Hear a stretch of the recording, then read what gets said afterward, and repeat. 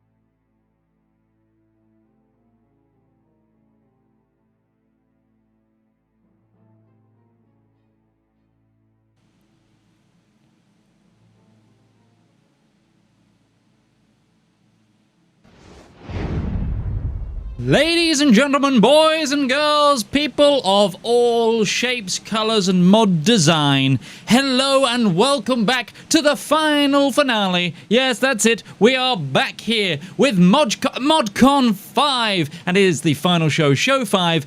This is the closing ceremony, and I am your humble host returning, Midgeman. And boy oh boy do we have some exciting things to cover and do today. It's a good day to be a modder. And in fact, I'll get into those details, but as a little bit of housekeeping as normal, it is still hot as balls here in the UK, at least where I live, in terms of an office with a green screen and lights and cameras and computers and everything. So there is an AC on, there will be a little bit of in the back of my mic, it's how it goes. And, well, what is ModCon? Well, ModCon is a 3-day, at this point, it might end up being 4 at the rate with the amount of mods we keep getting, festival and fundraiser. And this year we are raising money for the Video Game History Foundation.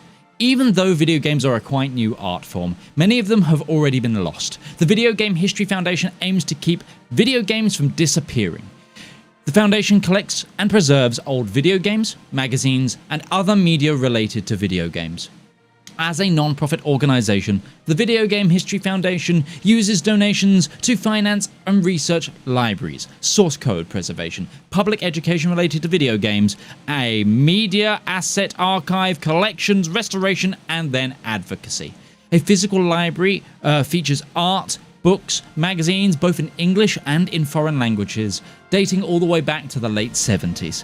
But if you can't visit the physical library, you can go online to their archive where you can find scans of the physical items. There is a link in the description, but more importantly, below this stream, there is a big, old, fantastic donate button.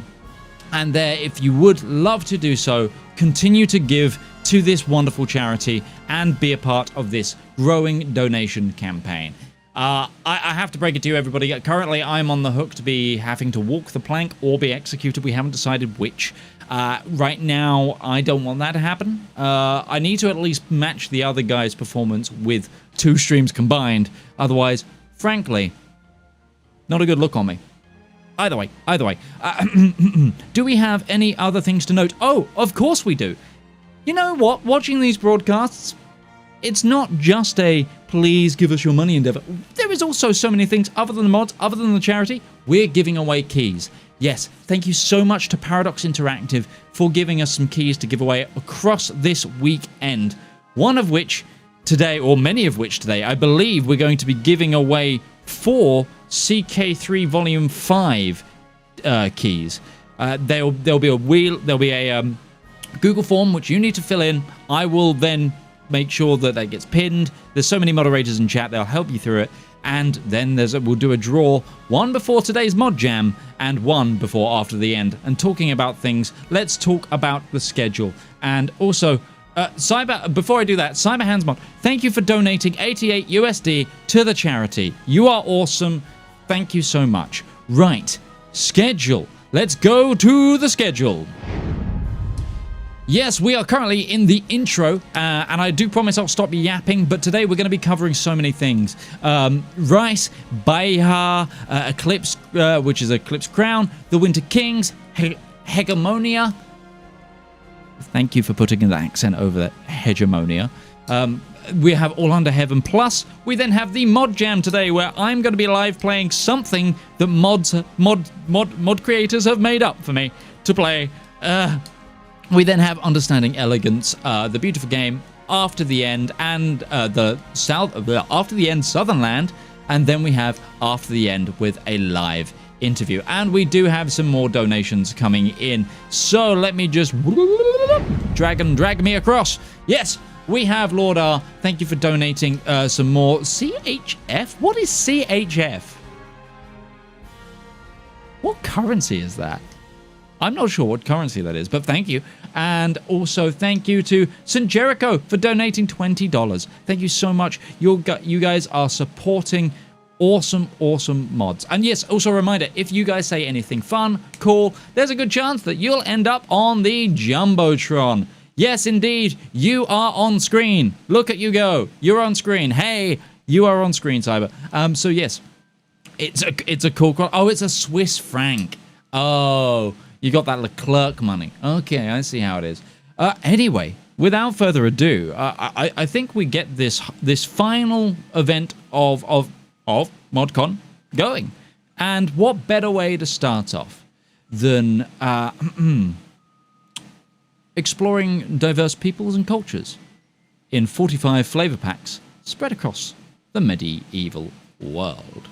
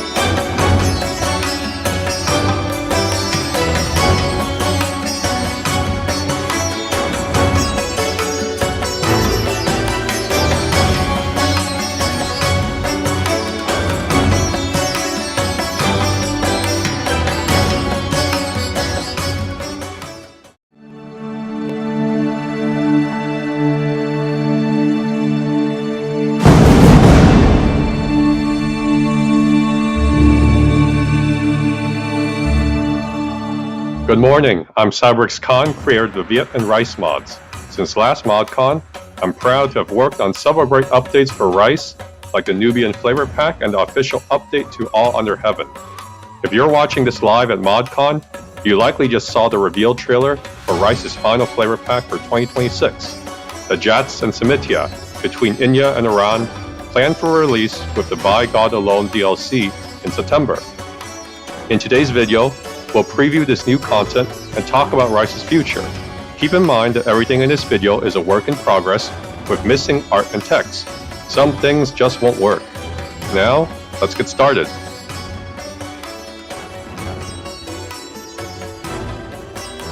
This update has two main focuses. One is a new culture in Western India, the Jats, whose medieval ancestors were pastoralists in the border regions of Makran and Sindh. Many Jats migrated to the Middle East in ancient and medieval times, working as farmers, mercenaries, or traders. A divergent culture of the Jats, called the Zoot, based on the Arabic term for the Jats, can appear via event or be recruited to your court via a decision. Due to their marginalized status, the Zoot were often members of the Banu Sasan, a term for members of the legendary medieval Islamic criminal underworld.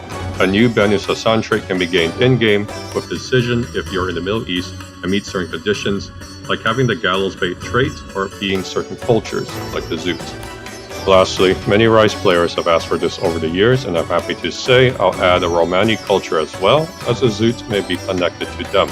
The Romani may appear in events in the late game.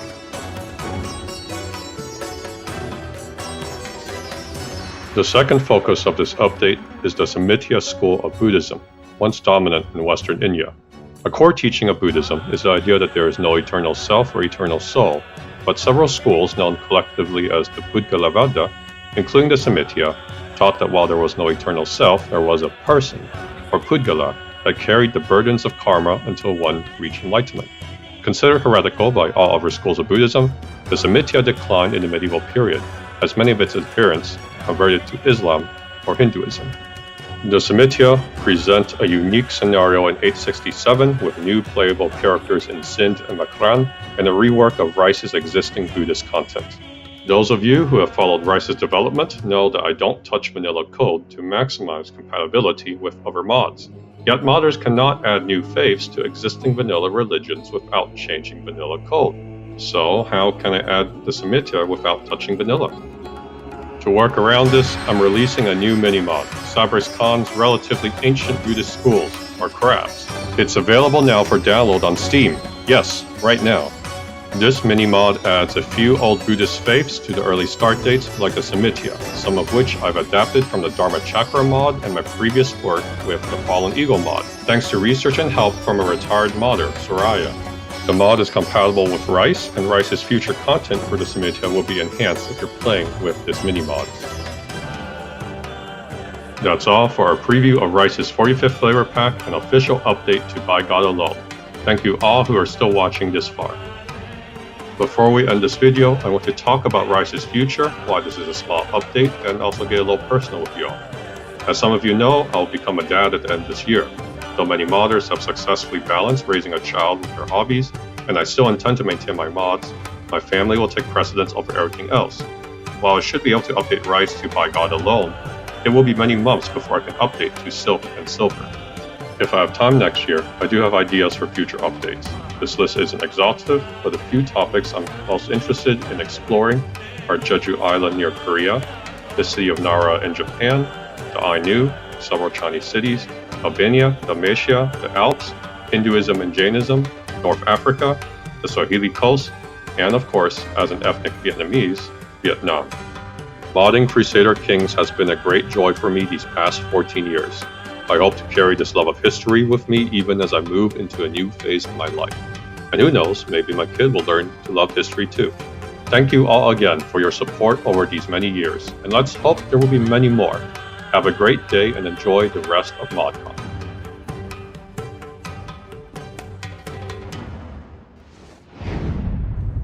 Yes, it seems as though even ModCon and, by extension, Crusader Kings 3 mods are not immune to carcinization. Yes, in fact, everything does become crap.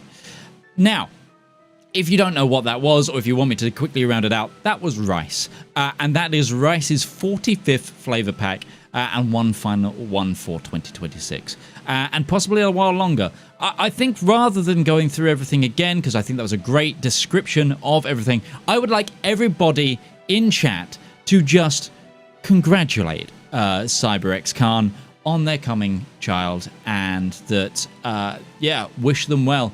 They are clearly a huge part of the modding scene, and also they are a supporter of charity today, and they've continued to pump out awesome mods for everyone, and to allow them to add, all that combination and everything. So everybody just give them and wish them luck as they become a dad again. Just give some congratulations. Now, in the meantime, there was a question, and also I need to slightly update. Yes, please make sure that you submit yourself to the form in order to try and win the keys. And also, I found out it's actually more keys than that. It's not just CK3 Chapter 5 keys that we're giving away. We are also giving away some Europa Universalis 5 Premium Edition. There's a total of 6 different keys that we're going to be giving away today. So yeah, it's going to be very, very exciting stuff. Very, very, very exciting stuff. Now, I just need to quickly get some things set up, and we will be good to go on to the next mod. I hope everybody's having a wonderful, wonderful ModCon. And also, I would like to just kind of ask everybody what do you think is going to be the mod jam? What do you think the content is going to be based on? I really am looking forward to it. Last time, they made me be a pirate, and it was really quite fun. And yeah, other than that, brilliant. All right, I think it's time we continued on with our next mod, shall we? So, replacing Christian coronations for Muslim rulers with Bayah. Vassal pledges, the Kublat, Sika, and oaths binding Caliph and Emir. This is coronations for Muslim rulers.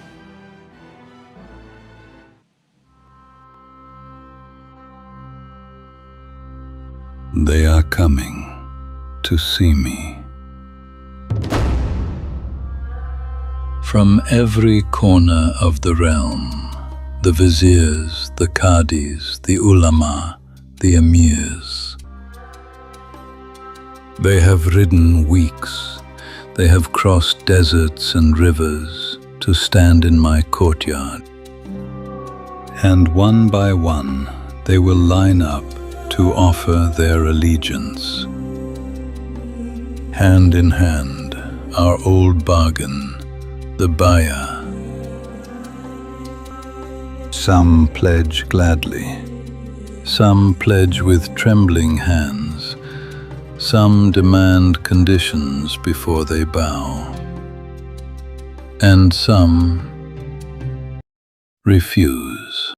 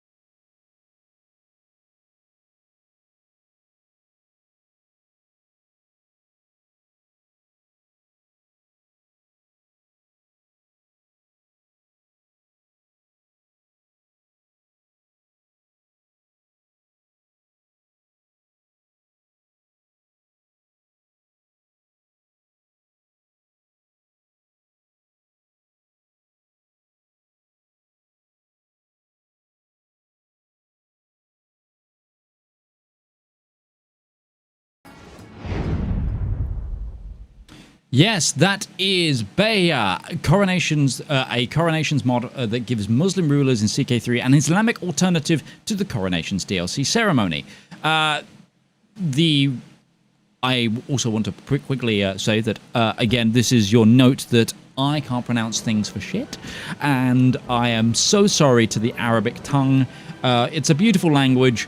I just can't speak. I can barely speak English. So we move on. This was a real pledge of allegiance through which caliphs and sultans were recognized across the Islamic world, from the Abbasids to the Mamluks. Instead of priests lowering a crown onto your head, the legitimacy is pledged into your hands. Viziers, qadis, emirs, and scholars all line up to clasp hands and affirm your rule. Some gladly, with some conditions. Recognition goes through the public at the khutbah, which is your name proclamation across the realm. And yeah, this looks like a really, really fun little mod. And apparently I've got a factoid here for the intro. The word bay'ah shares its Arabic root with the word to sell. The hands clasp its gesture to the buyer and seller of a bargain. So it's a legitimate contract. Legitimate's an English word. I'm struggling right there. Okay, so next up, we are unveiling a sophisticated world in 8th century shape destinies of where we can shape destinies of clans or save the downfalling empire in the mod Eclipsed Crown. Greetings to Mayordomises, Caliphs, Basiluses, and Huangdis. We are the developers of the mod Eclipsed Crown, a mod engaged in recreating a historically accurate and entertaining 8th century world. Initially, this mod was born from a rather humble vision. Our goal was to enhance the historical accuracy and flavor of center major mods by creating some sub-modes. Yet, with the project going further, we realized that the petty sub-modes would never achieve what we really wanted, and that's why we have chosen the 8th century as the area we focus on. Despite being less popular than some other areas, the 8th century was a transitional period in multiple regions. Not only were political structures changing around Europe and Asia, but critical cultural and linguistic changes were also taking place. For instance, a Hephaelite ruler in Kabul still referred to himself as Formoro Casaro, although he certainly had no idea what a Roman Caesar was. Similar phenomena can be observed in plenty of areas. In order to reach our more and more ambitious goals, we have not only added new bookmarks, titles, and characters, but we have also made other modifications in order to simulate history better in vanilla style. For instance, adding a minority mechanism and more game rules. Other notable changes including changes in terrain types and innovation history, so they could reflect the real world better. The good news for history fans, especially Chinese ones, is that you can experience the fates of many descendants of reputable houses, including the former imperial families. Currently, we are still at the beta stage.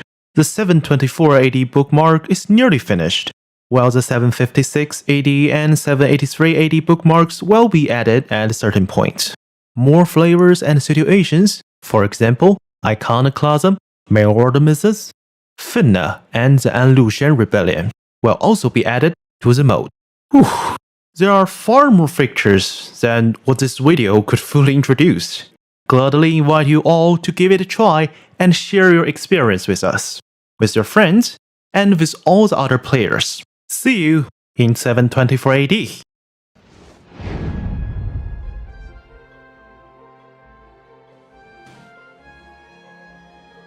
So that was the Eclipsed Crown. I do apologize there. I had to, I just, in the time that video played, I just rammed some dinner down my face. But that is a awesome mod that brings some more historical accuracy to the 8th century, and it grows the further out regions than a lot of Europe. And it looks like a really, really exciting little mod there. The description here is mostly the same as what was covered in the video, so I'm going to hold off on rehashing exactly what they put.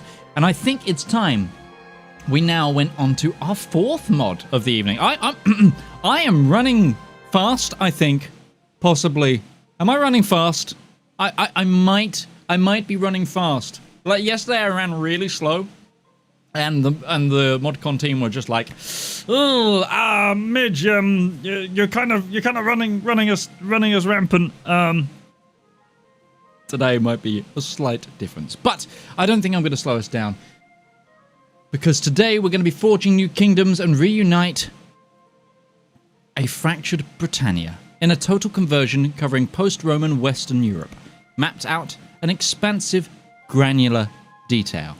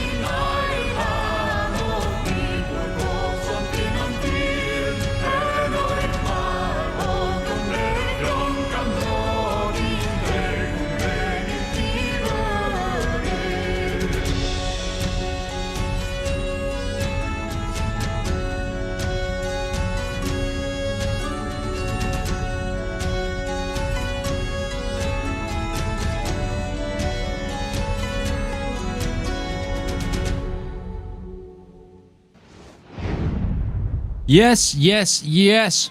You read that right. Winter King is out now. For those of you who might struggle to read all those fun and interesting stuff that was coming up in the video, don't worry, I've got you covered. The Winter King is an upcoming total conversion mod for the Dark Ages post-Roman era of Western Europe, with an initial release and scope covering sub-Roman Britain and the Anglo-Saxon invasions.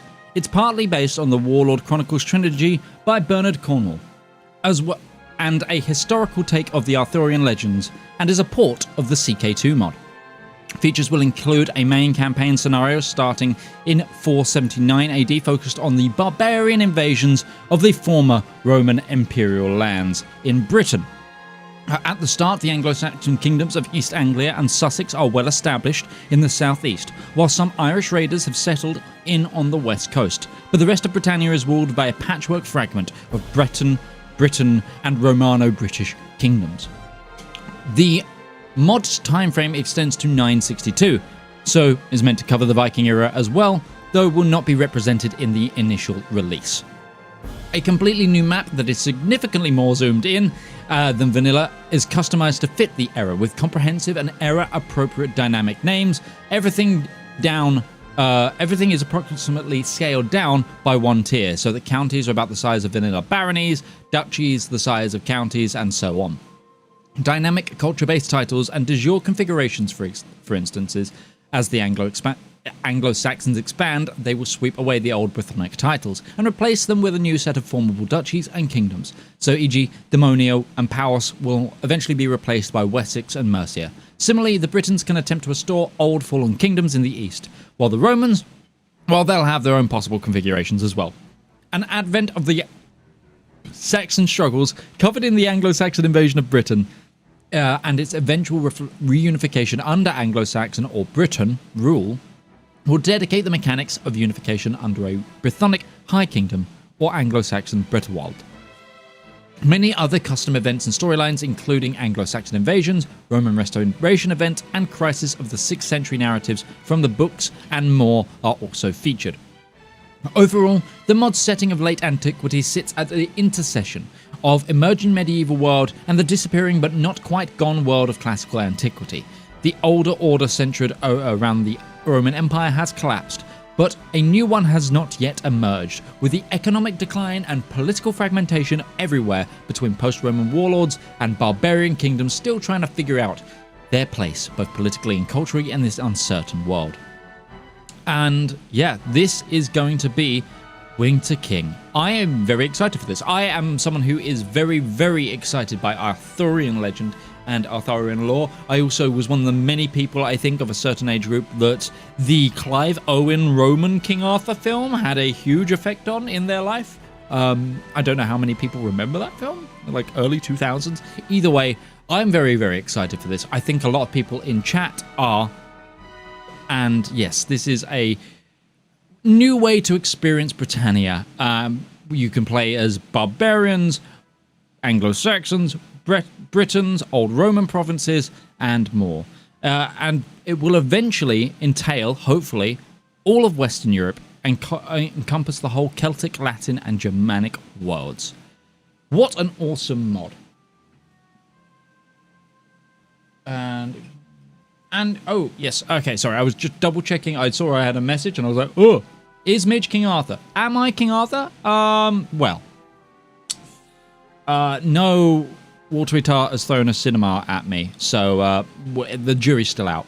Has anyone actually seen the theory about how the Lady of the Lake retrieving Excalibur, how that is actually a weird bastardization of like Celtic tradition, and how the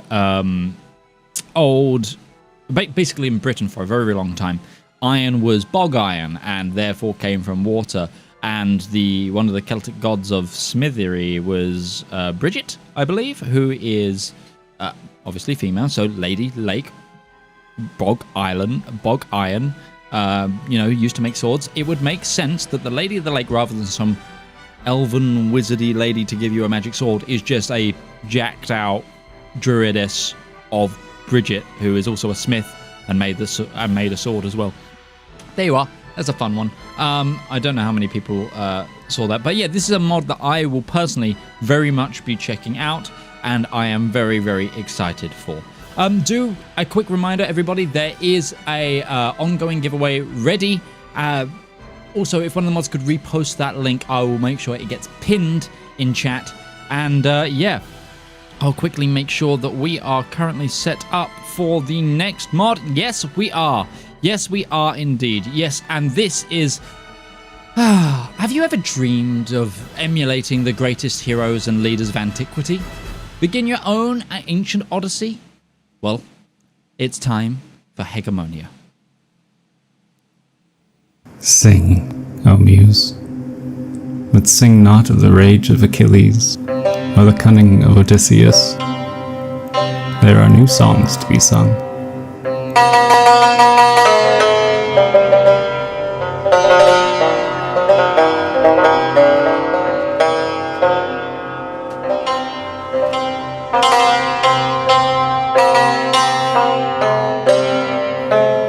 Sing of the gods and the hubris of the mortals that let their altars stand cold. Those that sow divine favor, from the most humble libation to the grandest hecatomb, reap the gifts of heaven. Yet even so, no mortal, however pious, may bind the will of those deathless gods throned on cloud-wreathed Olympus. Sing of the pride of those Hellenes, whose citadels crown every hill, whose fleet hounds hunt through every valley, and whose shining cities send great ships across the wine-dark sea. Some seek strength in alliances, others, soaringly ambitious, seek to carve out hegemony for themselves. Sing of the work of Ares, where men win glory, whether driven by wrath, by hunger for land, or undying honor.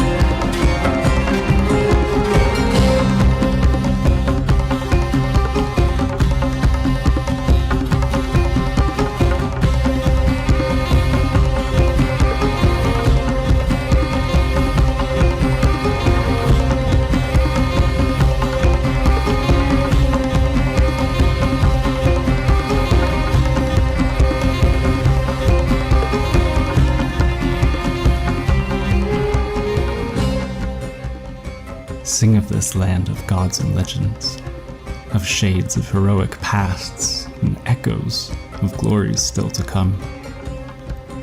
Sing of Hellas, whose thread the fates have not yet spun. Sing, O Muse, of hegemonia.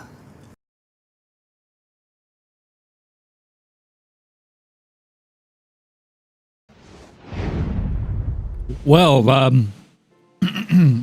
was some beats to, you know, make the Bronze Age collapse to. Like, me and the boys gonna jump in our trireme and just, you know, start, you know, getting lost in the storm and probably end up calling ourselves nobody. But anyway, wow, what an awesome little trailer. When the beat kicked in, you guys didn't see it, but I was just proper. Yeah, that went hard. That trailer went hard. Anyway, Hegemonia, an Ancient Odyssey. Well, what's it about? Hegemonia is an ancient world being brought to life in CK3. It plans to cover the archaic, classical, and early Hellenistic eras from the 8th century BC to the 3rd or 2nd centuries BC. The first release covers the early archaic Greece, 745 BC, with plans to further expand the map and also add new start dates. The hook of the project, scope and authenticity. They do not want the mod to simply be an ancient filter over CK3. They are working hard to adapt the vanilla mechanics and systems of government to faith and military to make it fit the period. And they're also adding their own new mechanics, such as city-states, leagues, dynamic pantheons, and more. They're trying their best to create an and implement an authentic art, 3D models, illustrations, and most importantly, high-detailed world map. Fun facts. Making the map took them most of the time, from research to implementation, making changes and edits again and again until they had the perfect balance between aesthetic, accuracy, and good gameplay. 745 BC is mainly an important year of the history of the Middle East, related to the rise of Assyria, not so much for Greece, but it is a date that precedes the rise of Sparta and the Thessalocracy of Athens. It's really a sandbox start date for ancient Greece. And that is Hegemonia. Hegemonia? Was it? Like, they said it beautifully in the trailer, and every time I'm reading it, I'm like, there's an accent there which makes me not know how to read this word. And yeah, that leaves me in a bit of a rough place. But still, awesome video. And now we are going to something completely different. This is a mod that adds new cultures, traditions, and decisions for nomad khans and warlords under the administrative government. This is going to be All Under Heaven Plus.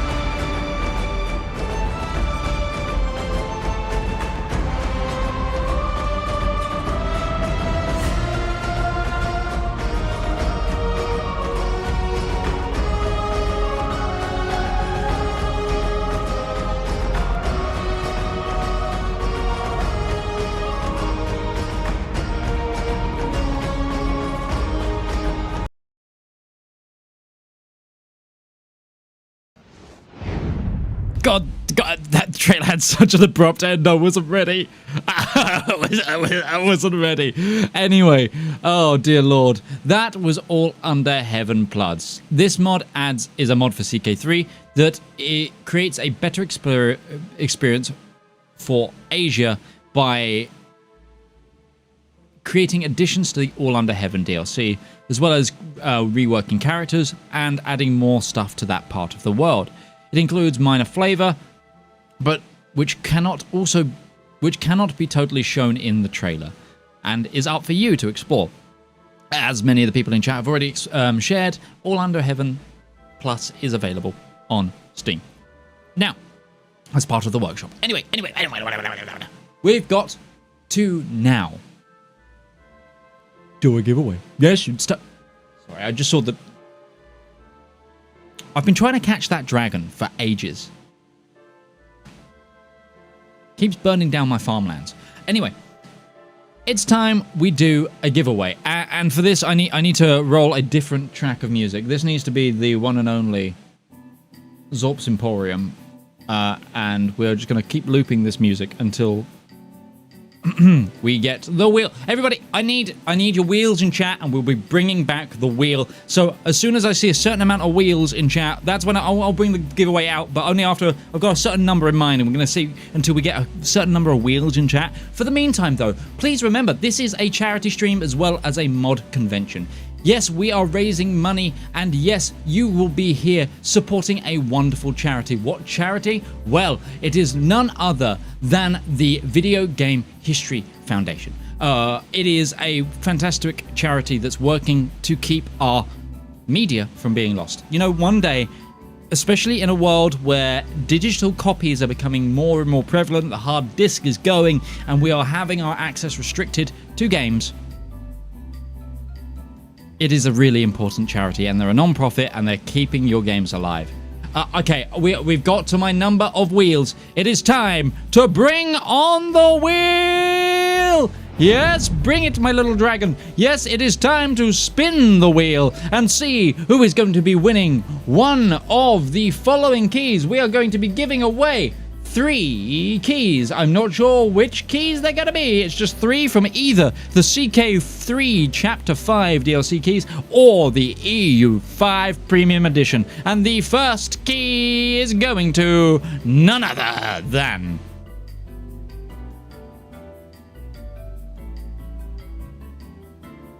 Samuel's Laptop. Hello, Samuel's Laptop. We have a winner. Please get in touch with the ModCon staff. And next up, we need to go with somebody else. Okay. It's that one fish, I think. That one fish. You know who you are. You've been removed from the wheel.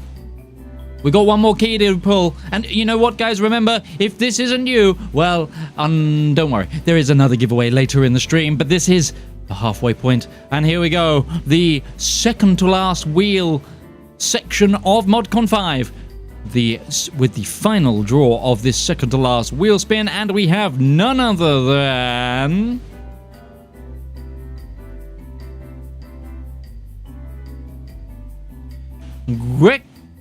Grecopithecus. Sounds like a dinosaur. Either way, well done. Congratulations. We have a winner, and that is it for the dragon. Jesus Christ. He got really, really close this time. Anyway, that's enough of that music. No. Gosh darn it.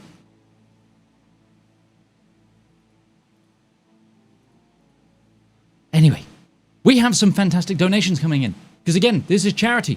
And I would love to thank the wonderful Castox Games for donating $50 to charity. And then also the wonderful Tonyer7068 for giving £50, which is, of course, the more supremium currency.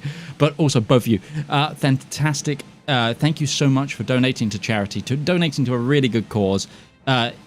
Everybody, if you don't know or you want to read more about the charity, check out the Video Game History Foundation at gamehistory.org.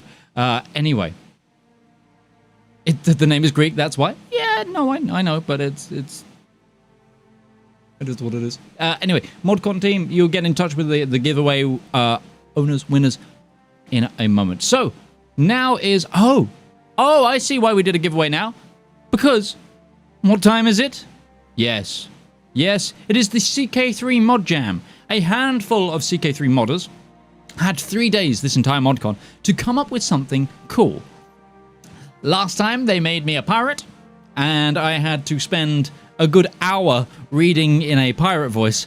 Let's see if they're going to make me do a silly voice again today. I'm going to go join them now in the ModCon VC setup. They should be about to hear me. Hello, everybody. You are live on channel Midgeman. Please do not swear unless I fucking tell you to. Welcome on in. How are you doing, ModCon people? Doing good. Woo! Doing good. Doing quite all right. How are we all? So, I was given the mod earlier, I believe. I'm going to quickly get it loaded up and get things going. Would you guys like to reveal what this mod is so far?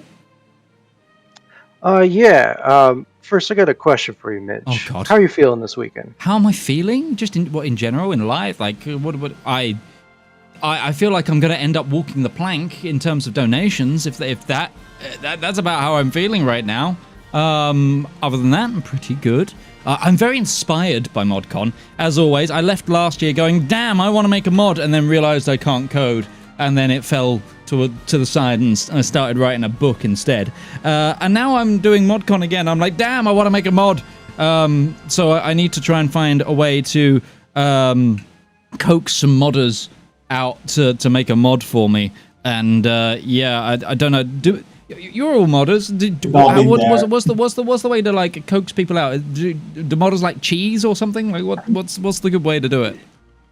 Cheese for everyone. Huh? Okay, yeah, cheese for everyone. Yeah, okay, noted. Oblivion reference. Yeah. Love those. Dude, I think that every modder agrees that they all need more people to help them out. So it is a bit strict competition for anybody who has free time and skills to contribute. Right, let me see if I can find this and add it to a playset. There it is. Okay, so this is Mod Jam Expanded Estates, and this is just a base game mod. Don't need anything. Yep. You just need roads to power the DLC. Good. I have that. That's good. That would be awkward, wouldn't it? I do have good news. You won't be walking the plank. You're actually going to be receiving your own little feudal manor. Ooh! Oh, that's cool. Ooh, I'm looking forward to this. Right, now I completely forgot that I'd be doing the gameplay for this, so I need to quickly...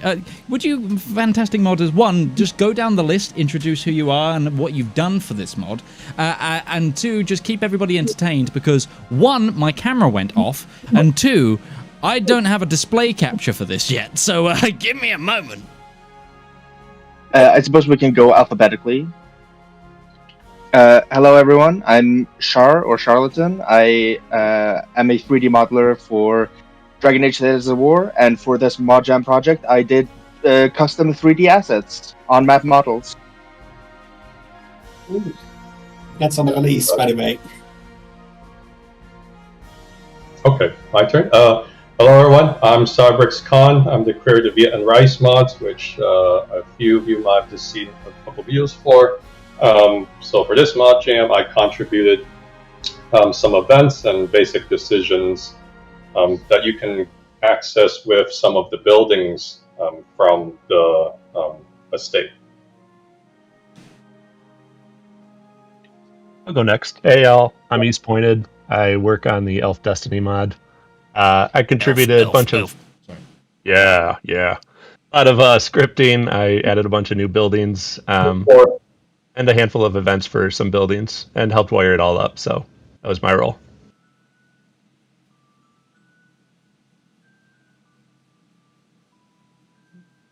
I guess I'll go next. I am the Gib. I've worked on the Expanded Series mods and Unified UI for CK3. I mostly helped lead the team, try to get some sort of unified gold, and I believe all of us made it. I think it's a very good mod. Everybody got to do something that they wanted. It's a successful mod jam. So I'm just now initializing the game here. And hang on. I should probably make sure that I'm maybe still visible in some way. Hang on. God, doing stuff on the fly, It's fine. I'm a professional. We're all good. I sent you a link like 45 minutes ago. I don't want to be too. Okay. We're fine. Yeah, Come on, game, load up. Load up. Yeah, I've introduced himself. Oh yeah, I guess I didn't. Hello, I'm Kaiser Harm. I probably nobody knows me. I I contributed one small little thing to this jam mod, but I hope it's fun. So like the theme is estates expanded, and it adds some feudal estates, and like there's some decisions. And Cyberscom made most of them. I made one of them. That's my contribution, and I'm proud of it. So that's my piece. We also had some assets made by Vandrad, who works on the Lord of the Rings mod for CK3. Wanted to give a shout out to him since he can't join us at the moment. Okay, I'm going to quickly share my screen to you guys so you guys can point over my shoulder because obviously the stream is slightly delayed. I'll also share my screen to you. And yeah, we are in game. So where am I going? Tell me where I'm going. I'm going to recommend that you go to 1178 and pick a character. 1178 and just pick anyone? Go to Bohemia. So you want to select a ruler. Okay. Yeah, okay. feudal character. Feudal character, fair enough.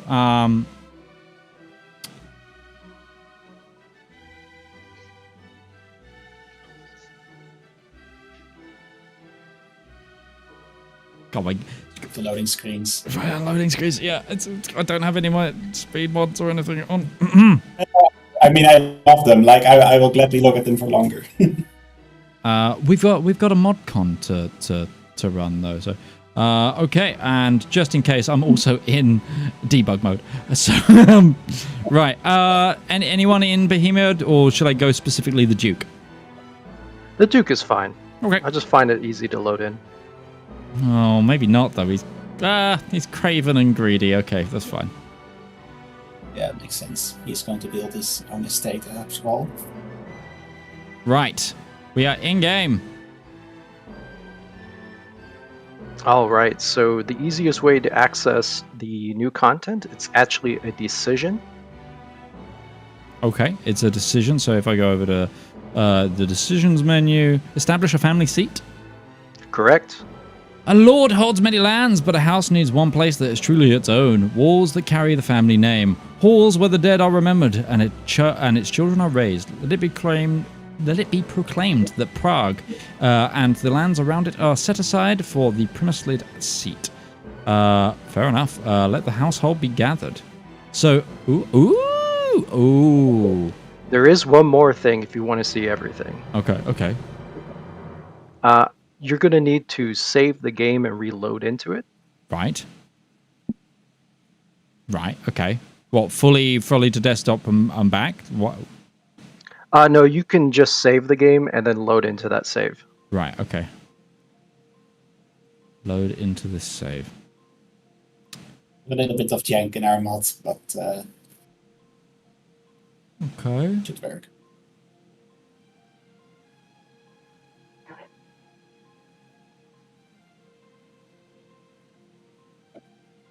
All right, then you want to get really close to where your state is on the map. Oh, is that a physical? Hang on. That's cool. That's really cool. Oh, I'm sad I didn't have my controller on while I loaded in because I could have gotten real close. Char, if you would like to talk about the assets. Yeah, so there are custom model assets that progressively upgrade visually as you upgrade the estates. So there are several tiers similar to regular holdings in base game. And the models themselves are based on the 2D assets that Vandrad drew, which, as you can see, are the keep assets right now on your screen. And when you upgrade the keep, the asset will change, both the 2D and the 3D. And the way that they are displayed on the map, because as you can see, they are not the holding, and they are not a special building, is that we did it the same way that Mandala governments display their great temples, which is that they use the activities locator, which is the same one that displays tournaments and hunts. Look at that. There we go. Lovely view of the asset there. That's cool.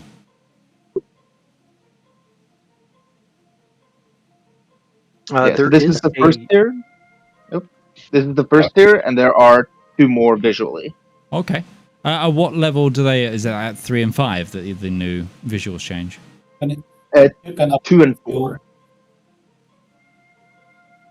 Yeah, we set the construction time a little bit faster. So Yeah, I noticed that one day. Fantastic. Let's just quickly boop. Seat of the house. The household is gathered on the new grounds from grey-bearded steward down to the newest kitchen boy. And for once, nobody is working. The nation stakes mark where the walls will rise. Somewhere behind you, the banner of the Premier League goes up over the gates, and sound the wind makes. In it is the sound of something beginning. Let's see what we're building. And... Hey, there's a couple new buildings in the model. Oh yeah, I can see. Hang on.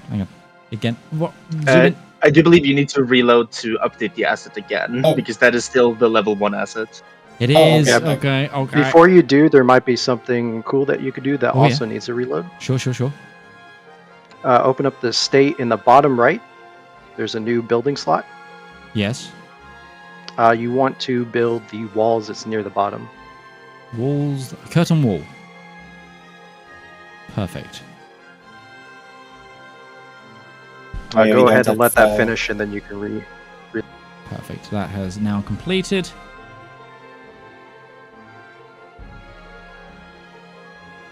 And now we'll reload.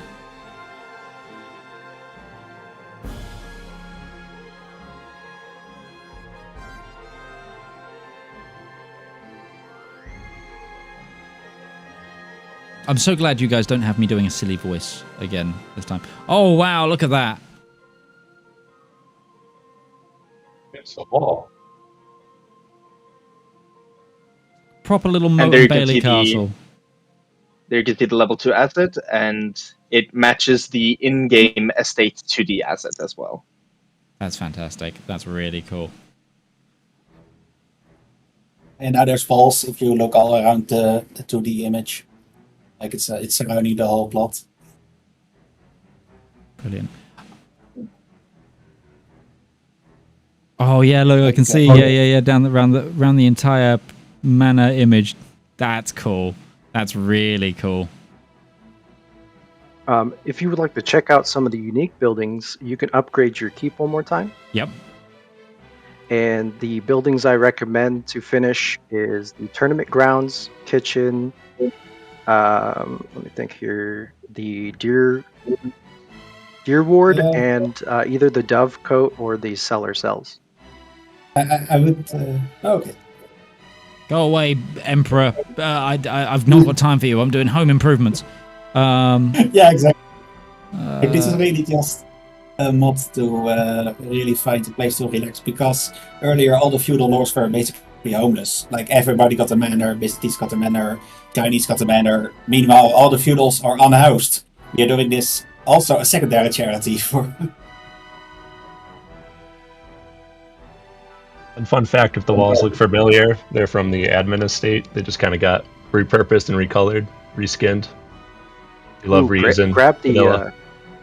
Grab the Grand Solar while you're there, all the way at the bottom. That's a good one. Grand That's Solar. my part. You have to find a place to decompress after a long day of arguing with your chaplain. Oh, it's the kitchens as well. Is the other one? Yeah, they unlock all different decisions, and so like Cybex can make a lot of keep can upgrade it.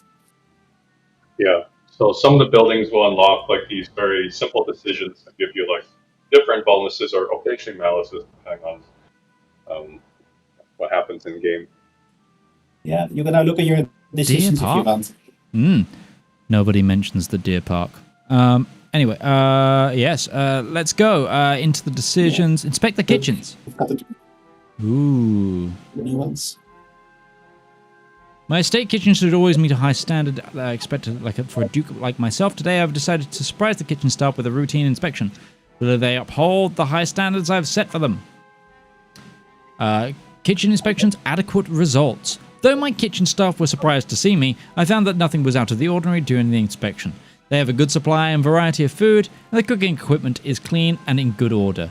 And the staff are alert and appear competent. I have nothing to fear when it comes to serving meals for myself or my esteemed guests. Nice. Yeah. And then, there's a few more decisions too, though. It looks like. But that's why you need to be stressed first. So, like, in a little while, we're going to ask you to add some... Like, wait. Don't do the solar one unless you got your music on for your game.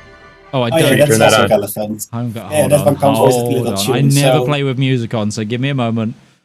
Let's go. Audio, music. Let's. Yeah. Okay. Yeah, you need a little bit more stress. You need to go up to level 1 to get there. There we And go. before you take that decision, I'm going to ask you again, how are you feeling, Midge? How am I feeling? You know what? I'm feeling kind of stressed now. I'm feeling a little bit stressed. Is that so? And so I think just wait a couple seconds. Yeah, don't mind us.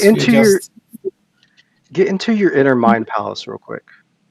we're in a mind palace. Yeah, select the third option, by the way. You don't want to go below. Yep. Okay, now you can take it. Okay. Yeah, you. For now, we'll guide your hands. Okay, let me go through this guided meditation with you. Okay, It's I'm gonna time to close relax. my eyes. I'm gonna breathe. You speak to me. Tell me what I gotta do. You will be retreating into your solar, and your solar is not the place where the sun shines. This is the place where you are alone, solo. But basically, the relaxing room was called in a medieval manner, and so we gave you a solar where you can. You can try to lose all your stress. So, but don't you look at the decision and see what it gives you? My face is tired from dealing with everything. ModCon, people not donating enough to charity. A moment to myself can really make a difference. So let's try the solar, shall I? Ooh. Yeah. In the solar. The room where the Lord Manor can put up his feet. Have some Silverwitz. Or listen to calm lyrical drum player. so it's not just me alone in there. There is a drum guy in the corner who just stays there. Okay. This is where we free us of all our ails, of our thoughts. Alone, finally. Let's start relaxing. Oh, now match the space bar. I failed to relax. Oh, Jesus Christ. Oh, my I God. have my controller in front of me, okay. Okay, yeah, use the space bar. Mash. Go. No, sorry, you need to go faster. You failed to relax. Not enough. Go faster. So I have one of those space bars that isn't very good for this kind of thing. So that was me with both hands trying to. I think the premise lit here is about to. Give it a few tries. Like, it's slightly random how often it increases. Aiden, thank you so much for donating $5 to charity. You are awesome. Now, for that, I get to start relaxing and probably. We need more donations to relax, guys. Oh, We need more donations to relax. failed. What? So close. No, you almost got to the top. We did test it. It said 2 seconds at the end there. Lock in. Yeah, try it. Stress You can gain do is it. We believe you. 219. Because if you drop out now, you will basically get heart attack instantly. So you have to succeed. Oh no! What? Oh, It's opened there's something went wrong. opened a Oh. menu behind. Okay, yeah, no. Now you have to succeed if you want to survive. Okay, stop. Okay. Are you relaxing yet? Okay. So close. Okay. You're done.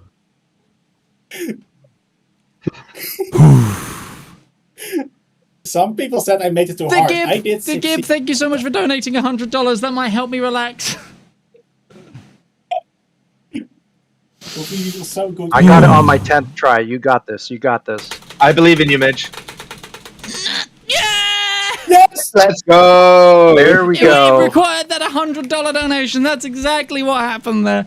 Oh, sweet merciful Jesus. Okay, now get out of it. Now that's enough bliss for That's today. enough. That is enough bliss for today. That is enough bliss. Oh, I preferred it when ignorance was bliss. Okay, that was my part. I'm very proud of it. No, that's East, was there anything you wanted to point out with design of some of the buildings or the court position? Yeah, you can go check out court positions. We added a new castellan position. This is like your estate supervisor. It's kind of a copy off of, I think it's that seneschal one for normal estates.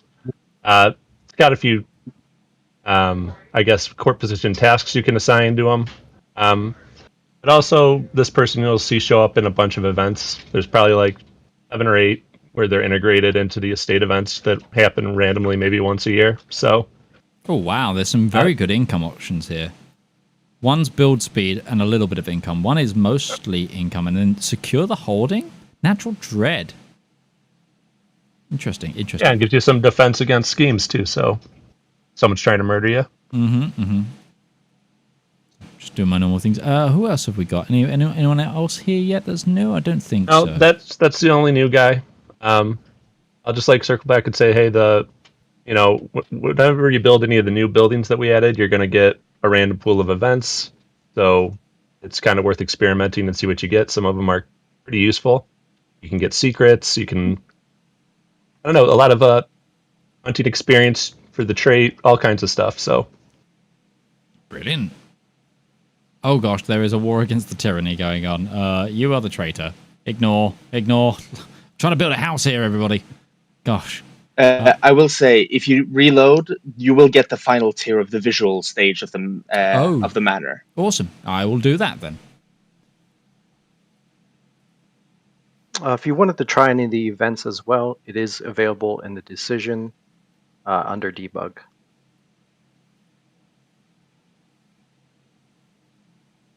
What kind of events do we have? What one should I look for? They're random. So it's going to fire a random event for you. Oh, brilliant. Okay. Fair enough. And this is the final visual, perhaps? Yes? But snow-covered. Yes, there seems to be a bigger rear tower. Indeed, it is winter, so it's a bit hard to see. It could be correct. Very nice. Yeah, no, it's you can tell. Oh! Sped too close to the sun there. Yeah, the rear tower and that side tower. Plus, I think there's the gatehouse there now as well, which I think... Gosh, yes, the curseness of the debug camera in CK3. Right, yes, let me try some of these events then, shall we? Fire an estate event. Roll the dice. The sore loser. The match ended an hour ago, but the day's real entertainment came after. A stable boy caught Radosta yesterday, defeated knight, crouched in the tack room with a knife against his rival's saddled girth.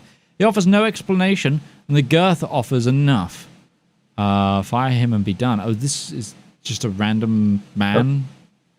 So you got this event because you have the tournament grounds. Ah. And I'll call out, this one's actually special, that if you had built the cellars, you would get like an option to throw them into your prison instead. Oh, so nice. There's like some synergies. Oh, nice. Well, find him. Get fined. Let's fire another one, shall we? A broken lance. Oh, ooh. So this is, I can pay off someone's debts and they'll join my court. And then hire the victor. Or just say it's a rough sport and gain some prestige. Might actually hire this this guy who's wounded because he's got some decent traits. That's just me being very CK about this, though. Let's see if we can get one that isn't. Okay, no, I think these are all going to be the tournament ground. If you keep firing it, they won't repeat. So you could just speed fire them if you want to try to get a different building. Yeah, I will. Assuming you have one of them. Tournament ground. A challenger arrives. Turn him away. Leave. There we go. From the dovecot. There we go. A hawk among the doves. 4 birds this morning taken in the air above your own walls. And the culprit is no wild bird. It wears jesses. The falcons say it belongs to Hugo, whose hunting parties have been ranging closer and closer than the courtesy allows. So this is Count Hugo, Walther of Wolkenstein. Shoot the hawk, demand compensation, or buy the bird. I'm going to buy the bird. Give me the bird. Do I get a bird? Do I get to keep a bird? Unfortunately, I did not add a pet. I should have done I that. should have added the bird. It's 3 days. It's 3 days. We got to, make It's very fair. You got to make cuts where we can. You got to make cuts where you can, and having a button mash mini game is more important than a pet. It has to be said. Firefly, thank you for donating £5 to charity. Awesome of you. Thank you so much. And yeah, okay, let's roll some more. Is there anything else I should be looking for as well? Got one from the hunting grounds. I mean, I think you got the gist of these. They're all most of them are pretty just minor, small. There's one where you can go on a hunt for like a white deer and you can get a cool artifact. There's some that are a little more special, but they're all pretty much like that. So just upgrade Gutenberg. I think the only other big thing with the mod is that there is some of the buildings are pulled from vanilla, but they have been updated to not use influence. So they're technically unique only in the fact that they give you different bonuses. Okay. Fair enough.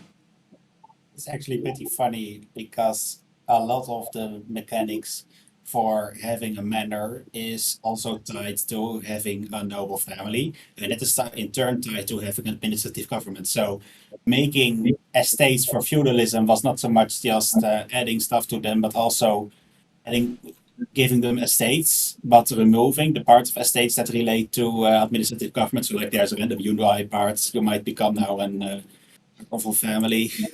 It was a fun project. Warren and fish ponds, or the chase. Practice hunting, domicile, income. I think, knowing me, I'd probably go for the Warren and fish ponds so we get more money. And is there any upgrades that I should be looking for in particular to some of these special places that might be worth giving a read? I would just say some of them, like it's not just the base buildings. Sometimes some of the upgraded versions have their own event or two. Okay. Very cool. They also usually give you bonuses to activities. So you have tournament grounds and kitchens that give you bonuses to tournaments and feasts. Very nice.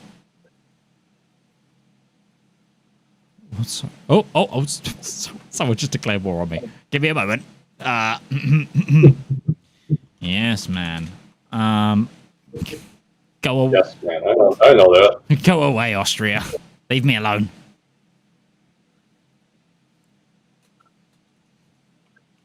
Yes, man is now off. Okay, so we're almost at the top level of our keep. Unfortunately, I can't take it to level 5 because I don't have the cranes innovation. Well, I can solve that issue as well. Just bonk, give me... Oh, wait, I think that was the wrong... Bonk, give me the cranes innovation. And I should be able to build the top level of the keep, which would give me plus 2 ducats a month and plus 10% domicile income. Very nice, very nice. And interesting. I'm seeing that there's a locked icon over here. Yeah, that's a bug. We fixed it. Right. It's in the after this release. It'll be in there. But so none of these are also special ones, are they? The Seller Sells is a special one. Okay. I mean, the art's not special, but again, it just has some special events and purchase new dungeon equipment. Okay. It's not that kind of live stream. Anyway, interrogation chamber or oubliette. Oh, I've got to get an oubliette. Yeah, it's got to be an oubliette.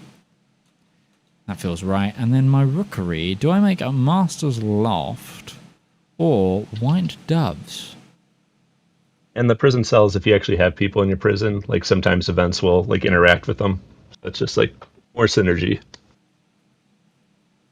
Oh, white doves is more prestige. I was trying to work out what the difference here is. The one is better for actually learning intrigue. The other one is better on personal stuff and more prestige. Go for the personal one with more prestige. And yeah, and none of the other keep buildings are special outside of the button mashing. Correct? No, the ones that do cost money, they are pulled from vanilla. They just have influence removed as benefits. I see. Wow, fantastic. And can you move the mana? What an interesting question. Am I about to find out? You can try, and it's good feedback if you can't, because I think I saw there was I a see. setting to enable it. I can, apparently. I've just moved it. Perfect. Okay. It Just back it up. It moved. Moved an entire household. Perfect. Well, yeah, is there anything else you'd like me to highlight with this fantastic little mod jam mod? Honestly, I think you just about covered it. Perfect. Nice and simple, pretty sane, except for the relaxation, but I think you showed everything. Yeah, I mean, there had to be one thing. I personally quite like this mod. I feel like it's kind of missing from the feudal societies to not have a personal mana. If you think about the Habsburgs, etc. Yeah, I think we tried to go for a vanilla plus style. It's very to do really nicely. It's very vanilla plus and one prank for your friends. Yeah. I would also just like to shout out Vandred once again for the amazing 2D assets of the keep. That they're upgrades really cool. looks amazing. Yeah, completely. And what's the compatibility like of this with other mods? Don't ask. It should be really good. I think the only thing we overrode was the tournament activity has a minor override, and then there might have been one GUI element for the estate. So if someone's adding custom estates, GUI, it might collide, but it should be mostly compatible. Oh, very nice. Well, either way, thank you so much. I hope you've all had a fantastic time doing your little mod jam this time for ModCon 2026. I'm so glad that there was only one element that kind of stressed my voice, but I really think that there's going to have to be a ModCon budget every year at this point that you get me as a host, where we need to do some vocal rest afterwards. I had to do a pirate voice for about an hour last time, and this time you guys made me scream as I tried to de-stress. Remember that? You lost all your stress in the end, right? It was effective. Yeah. Very relaxing. Oh, I'm so relaxed. I'm so very, very relapsed. Relapsed. Yes, no, actually, I think that works. I'm very relapsed right now. I feel very, very relapsed. Just double checking. How long do I have left for this segment? 4 minutes actually, but 4 minutes. That's fine. So do you know what? All of you here are also modders. Feel free to shout out your mods as you've been here. If we haven't seen your mod yet, don't give anything away. Save it for the rest of the show. But yeah, just feel free to run down the list and shout out your mods. I'd like to shout out Dragon Age Thetis at War. We released 2 days ago on Jillion's ModCon stream. Total conversion mod set in the Dragon Age universe. Go play it. It's out now. Who's next? Go play Elf Destiny for CK3 and EU5. Hell yeah. Go watch my video playing Elf Destiny for CK3. Yeah, and I'm on the 4 Nations. We will be releasing, if everything goes right, on the December solstice. Ooh. And this little mini game might have just been a test for some bending duel gameplay. I may have to ask you to do that in the middle of a bending duel. So, we'll see. I'm the Gib. I actually don't typically mod that much anymore, but I would like to give a shout out to Vandran again, who works on Realms in Exile, the Lord of the Rings mod for CK3. And I guess I'm last now. So I'm Cyberx Con. My main mods are Fiat and Rice. For Crusader Kings 3. I do have a bunch of other small mini mods, but you guys already saw the video for me. I think. You've got crabs now, you've got to shout that out.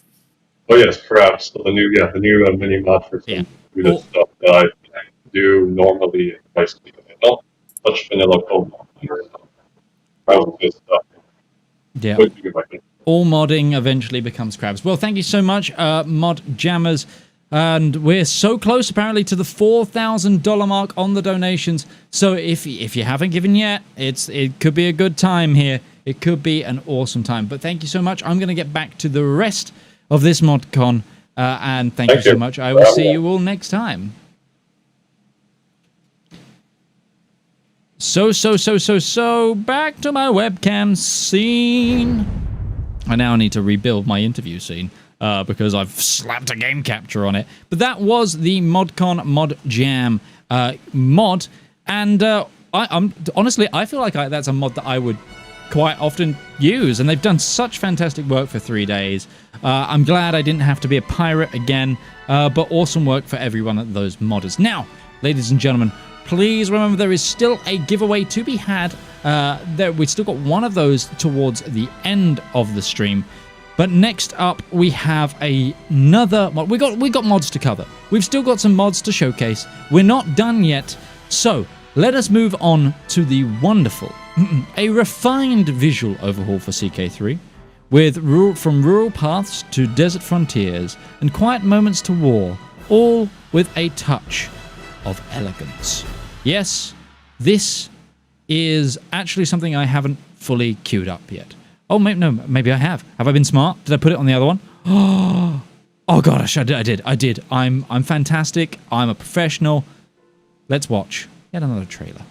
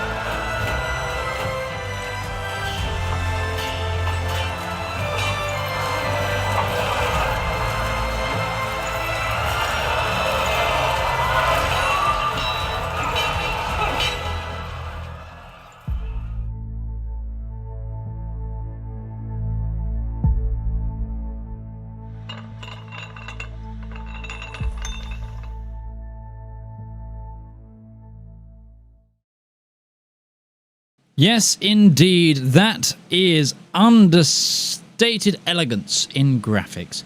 This mod, it makes adjustments to numerous graphical effects in vanilla, so that they align with the mod developers' expectations. It is intended for players who share a philosophy of visual aesthetic, allowing them to experience the biting cold of Scandinavia, the quiet serenity of the countryside, the scorching heat of the vast deserts, the fear brought on by the plague, and the smoke of oppressive weights of war. The visual changes include several additional stages have been introduced into the rendering of the map mesh objects, making buildings and military unit models exhibit richer variations under conditions such as backlighting, winter, plague, and spreading legends. Subtle adjustments have been applied to the rendering of water surfaces, rivers, and model meshes under the cloud shadows, enhancing the consistency of map object models under cloud cover conditions. The rendering of ground decals of the map objects have been reshaped, giving them a grounded, soil-integrated appearance, especially under thin snow and plague conditions. Additionally, enabling variations in warmth, coolness, brightness, all under the cloud cover. Improved river visuals have given a sense of flow. Particle effect adjustments include siege fire with dusty atmosphere and strong weapon collision effects. The fog of war no longer distorts the map or text, artificially boosting the contrast of dense textures. Cloud shadows on the water surface will not disappear due to the fog of war, for example, and adjustments to vanilla border rendering has been done, so that trees at de jour borders no longer emit unnatural glows as a result of those borders. Unstrained adjustments have also been applied to water visual effects, new lighting settings, along with fine-tuned post-processing effects for each region, ensuring smooth and seamless transitions and avoiding abrupt lamp-like brightness that's present in vanilla. Apologies to players who enjoy sunny Scandinavia. You are now in a bleak winter north like you should be. That wasn't in there, that's my addition. The surrounding storm clouds have been slightly brightened to prevent completely dead black tonal imbalance present in vanilla. They've also adjusted the effects of army attack arrows, lock arrows, retreating arrows, and the new Silk Road routes. They've added a paper map style that's selectable in the menu. A subtle hand-drawn paper texture has been introduced to the de jure map view layer, and smooth transitions when scaling map layers and border styles. Text on the map exhibits subtle light variation depending on the viewing angle and environmental brightness, and they've adjusted the color wheel range for warm, cool tonal shifts, brightness levels, and darkness levels.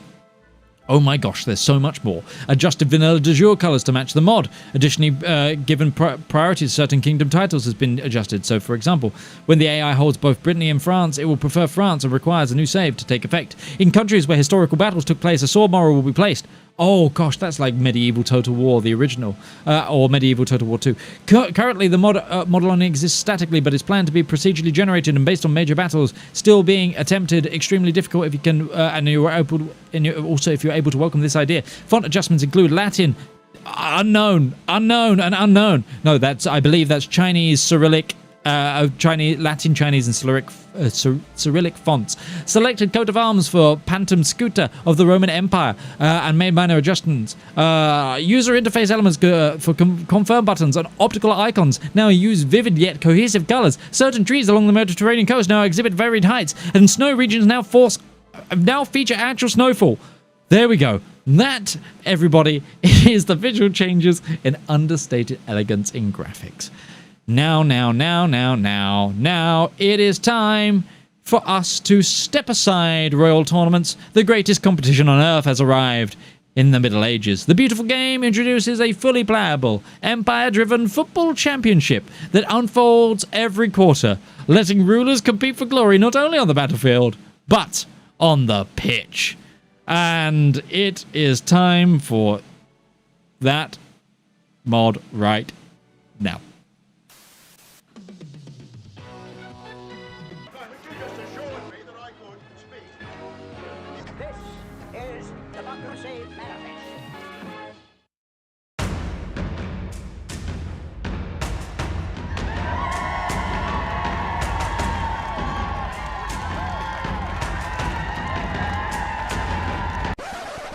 Yes, penalty kicks.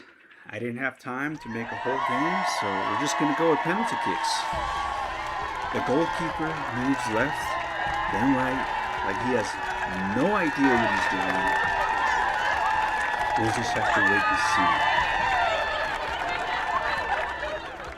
see.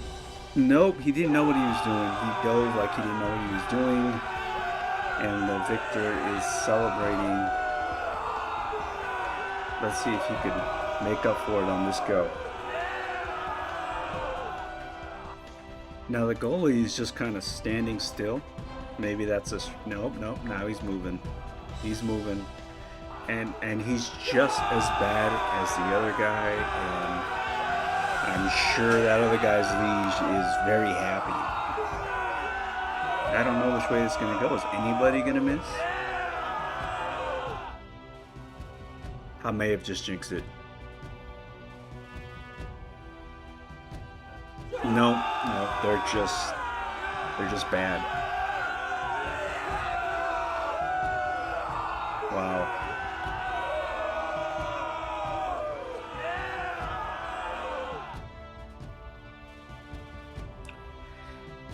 And another goal. I hope this doesn't go all day. I have some prisoners I have to interrogate, some schemes I have to do. Let's wrap this up, folks.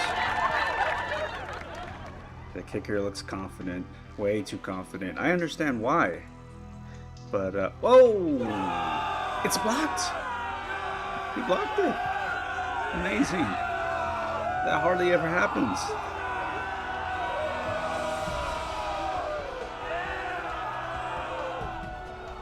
Now this guy, I mean, he's got to be confident. He blocked the last one. He knows that the goalie is wearing 20 pounds of armor. Oh, closer. It was closer. But a score nonetheless.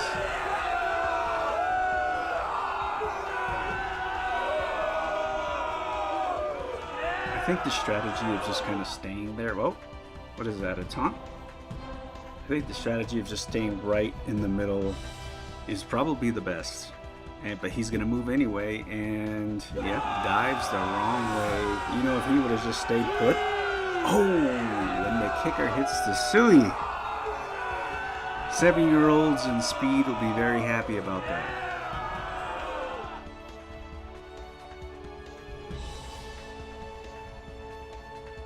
A one good shot here can not only keep him in there, but it could possibly put this to bed if he makes this. And oh, wait a minute. What was that? What was that? We may need a VAR review on that one. It definitely looked like the keeper blocked it, but it still didn't come out.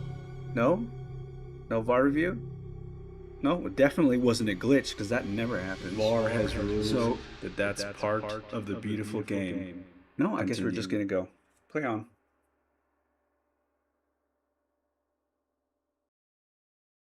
Oh, victory. Now, ultimately, the guy with the sharp sword had the larger army, so he invaded the other country and won the trophy. It's CK3. Somebody's gonna steal it. Will you let this happen to you? 32 nations, no glitches, one tournament every 25 years for their prestigious World Cup. The beautiful game.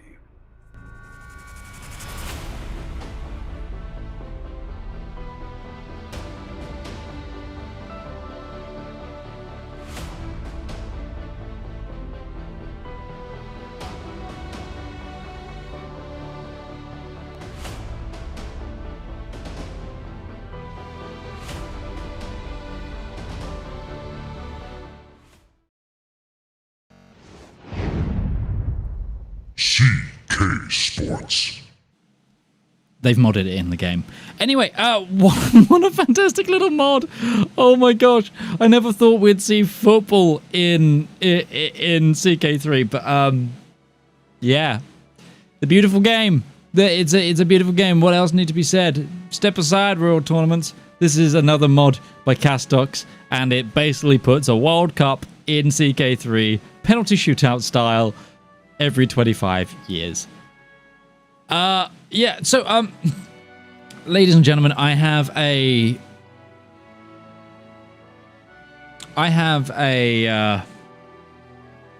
sad announcement. It is unfortunate that in this trying time of ModCon, one, that this is the closing ceremony and we're going to be ending the weekend very, very soon. But two, it's no longer coming home. And three, we might have not as many keys to give away. I'm sorry, blame the ModCon staff, it wasn't me. But keys have in fact been stolen. But in bright news, wonderful bright news, Askill has donated €50 to the cause. We've also had another anonymous donation of 50 euros to the cause earlier. It didn't come up in my chat because it was anonymous. And previously, 100 Swiss francs was also donated. Thank you so much, all of you, for donating to charity, helping out a wonderful cause, and making sure video games stay in the public record and survive the wills and winds of the economy. Yes, it is a very valid, very, very, very valid little thing. But first, we've got another. We hang on. I need to prep myself for this next mod. So give me a moment, and I need to. Yeah.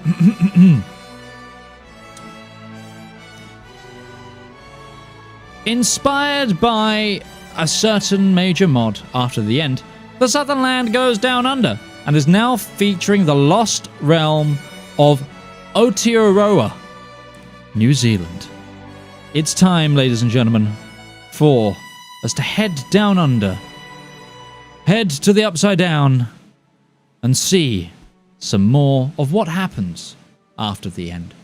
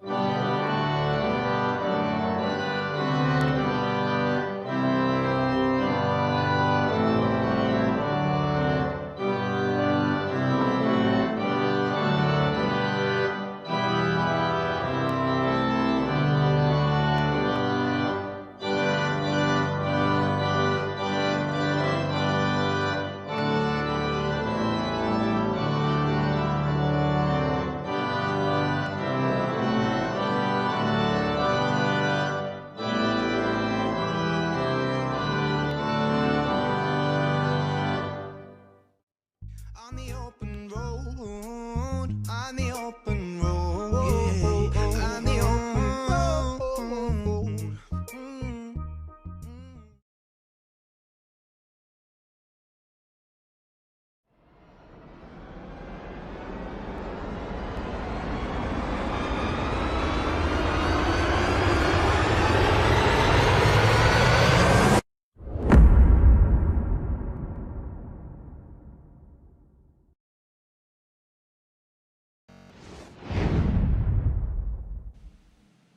I'm so glad they don't need to make me say that. Yes. After the end, Southern Land, Long White Cloud. Last year, Southern Land brought the land down under to the world of After the End, TM. Now we sail beyond the Tasmanian Sea and to play a place not found on any map.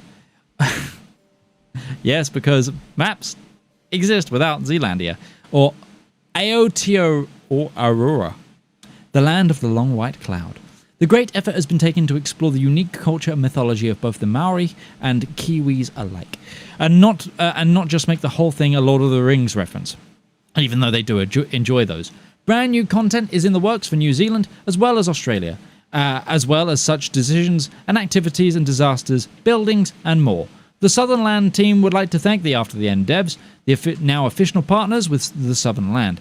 They would also like to thank the Game of Thrones and Rice dev teams for letting them borrow their content. Thanks to the community for your support, and we hope to bring you even more Southern Lands to explore. Now, I need to flip myself back. That's enough of that meme. And, okay, no, that's so much better. Ah, the dragon. Oh, Christ, he keeps coming for me, but, I'm too fast for him.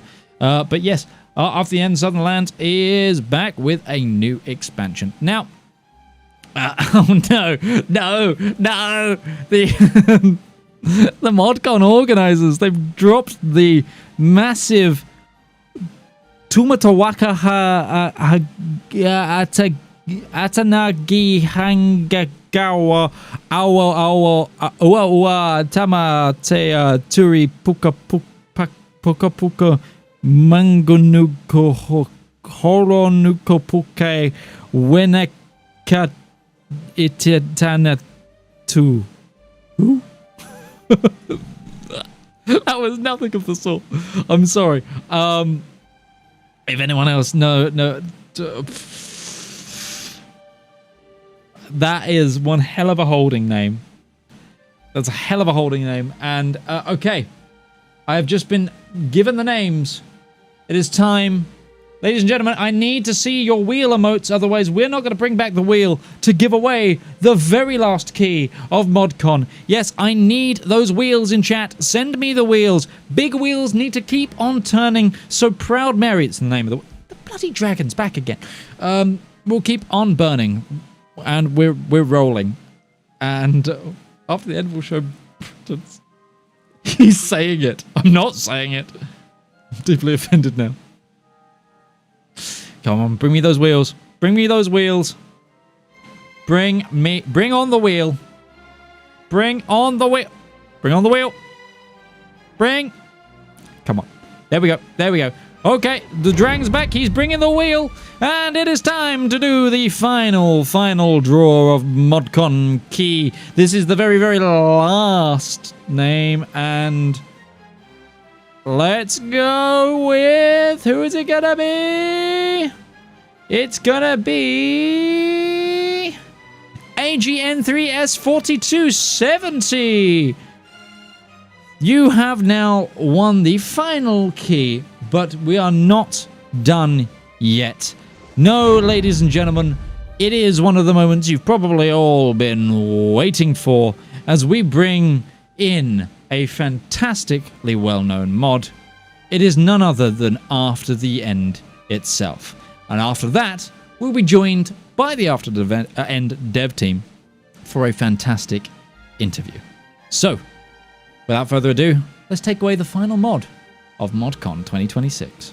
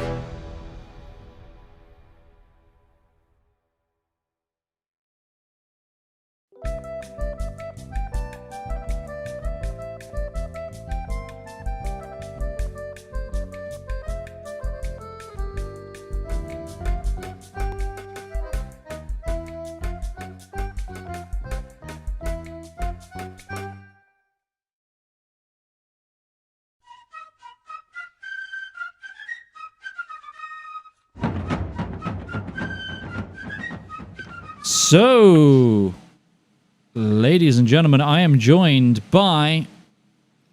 Well, actually, we didn't have enough time to ask who I'm joined by, so if you wouldn't mind just running down the list, introducing yourself and what your role is within the ATE mod team. Don't know why I forgot your acronym for a moment. All right, I'll go first. My name is Clock. I am a developer and also a community manager for After the End. G'day, I'm Mac Monica, and I'm the lead dev of After the End. And this is CyberCon. Yeah, I'm CyberCon. I'm not even a member of After the End team. I'm just here for some reason. Actually, I have me and the After the End team. We've worked together, collaborated with each other, despite the very different focuses of our mods. We've worked together in the past. Borrowing research and content, and the After the End team was very gracious to invite me to be here to maybe provide a bit of my perspective on working with their team as another modder. So this is going to be a great Q&A session. I believe there was a document with that was pre-prepped, but also we will be taking some questions from chat. Just to start people off, just in case for some reason this is the first time they've heard of After the End, who wants to give me just like a quick 10-second beat of what is After the End? What can people expect? All right, After the End is a post-apocalyptic setting in America. Well, the Americas now. It started as Castles and Knights in America, and it's evolved considerably past then. One of the big points is that we're past the Fallout and Mad Max era. We are now firmly in a new medieval-esque era with some of the holdovers of the pre-event world. It's an adaptation of what you might find familiar, what you might find realistic, what you might find a little bit culturally sort of quirky or culturally cool, and adapted into the CK3 setting. Fair enough. Very, very good. I've had a little bit of experience with the mod myself. I know that there's quite a lot of humor as well that runs through the mod. There's certain aspects, for example, I think I played as the House of Waltney when I played, but yeah, there's a lot of little quirky things in there. I'm gonna also start with a very, very just easy question. Who is your favorite character to play as, everybody? I'll treat the setting of AT as a character and cop out for that one. Oh, okay, I see. The political answer. Playing the mod. The mod doesn't count as a character. Come on. You got to have someone that you're particularly fond of playing as. I will answer this, and I will say that I think, especially with the new update, Stanford Gable of Jefferson in California is definitely one of the more interesting characters. He has his whole event cycle and sort of story cycle on becoming the messiah of the Aquarian Way and leading the Jeffersonian revolt against California. I guess I'd also be remiss if I didn't mention another community favorite, Constantine Sodi, who is the honorable position of our mod's version of Hastings. He can go anywhere. He has his own little tragic event starting story. Yeah, he can go anywhere from, staying in Canada to possibly forming the UPLA to going to the Yucatan and starting that Neo-Mayan Viking cult. My non-political answer would be Will Jennings. He's an interesting one. Starting as an adventurer and then forming a Republic of the Plains is a fun one for me.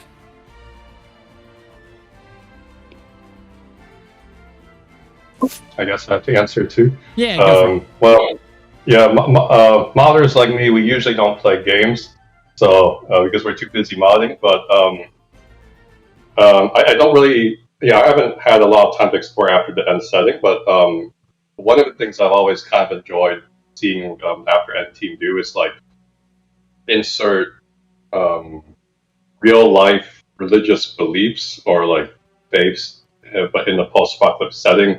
Having those little pockets of descendants of Catholicism or Islam, or taking indigenous faiths, but a post-apocalyptic take on it. So that's one of the things I kind of like really enjoy seeing with the mod. Like it shows that continuity with the our world. Instead of just having something completely new and different, like some post-apocalyptic settings might have.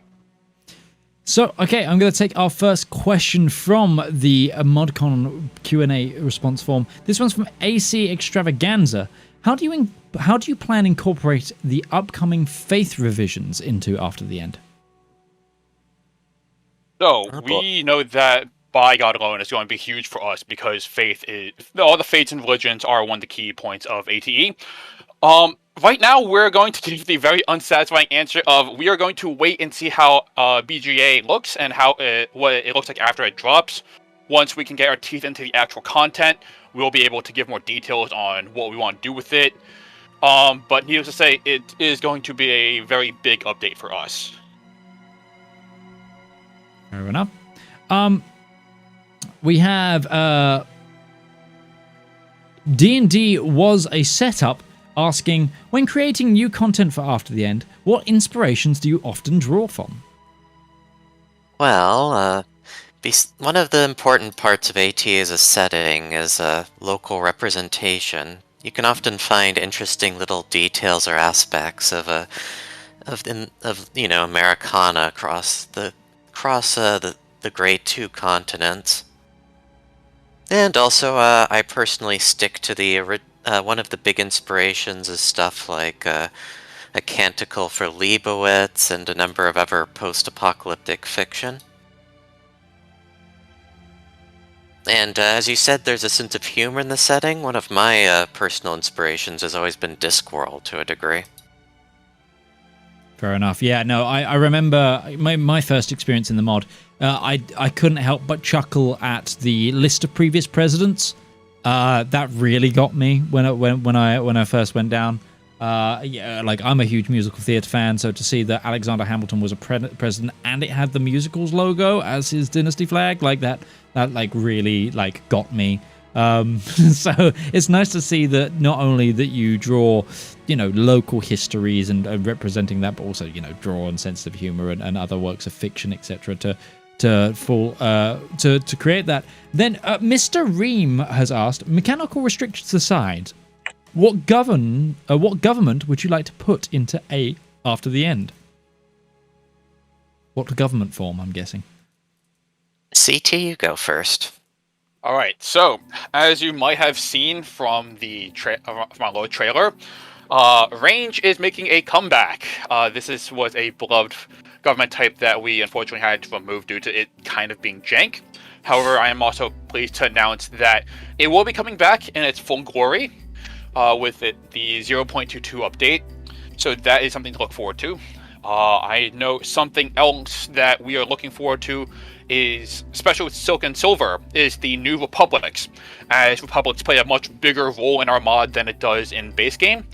We're definitely looking into that, and also possibly reworking federal government into that, seeing what we can pull from admin and Republics and all of that. I know the other thing that has been tossed around is utilizing theocratic governments. There we go.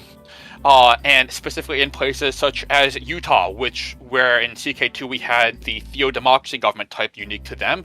We're hoping to bring that back in some way, shape, or form, hopefully.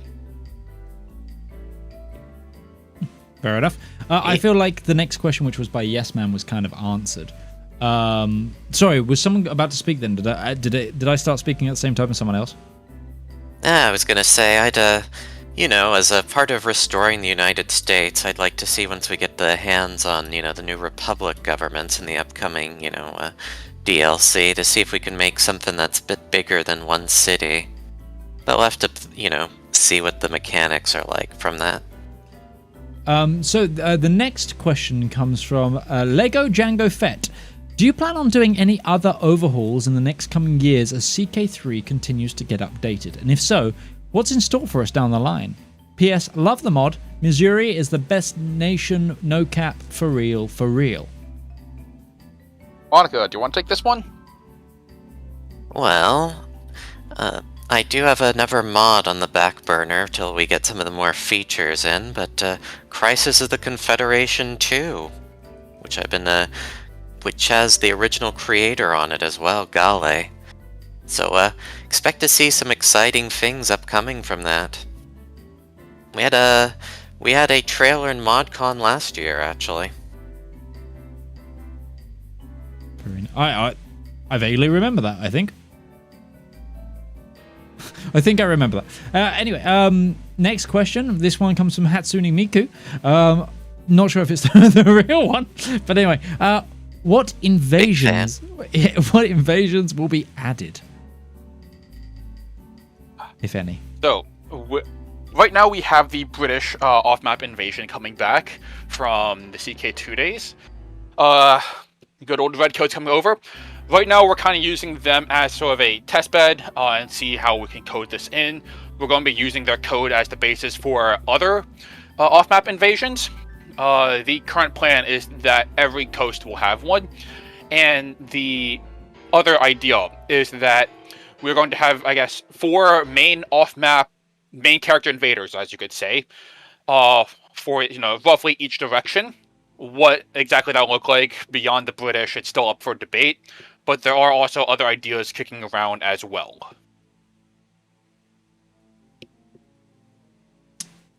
This next question comes from Hurtyog. Is there any interest in reworking the atomic religions with the unique content? I'd love to become the Atom Khan.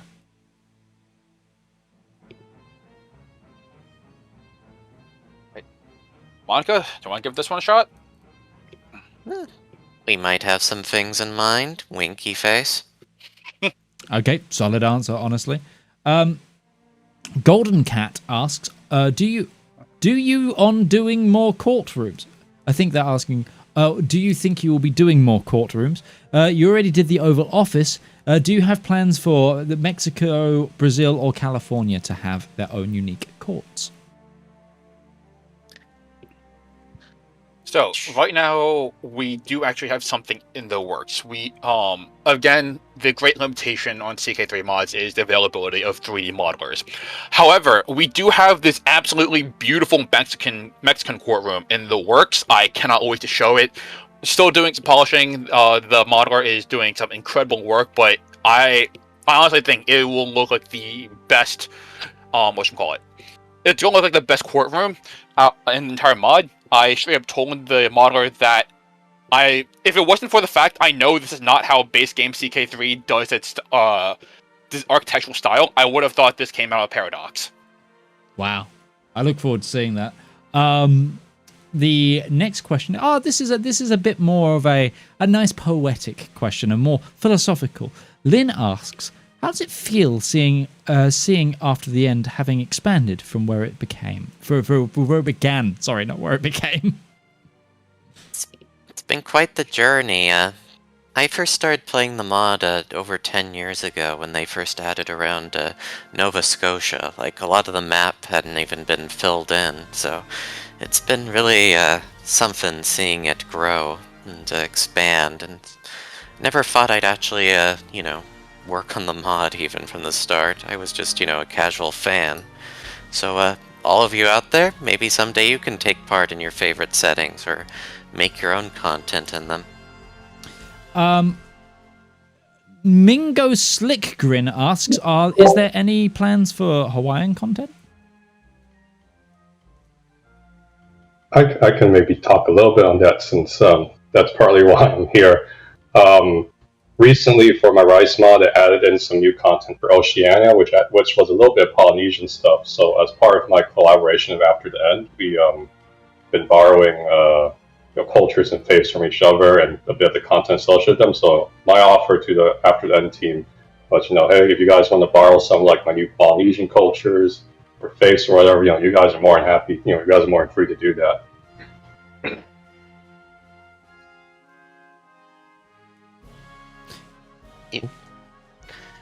Yeah, you might expect to see some stuff. The Kanaka might be back on the map.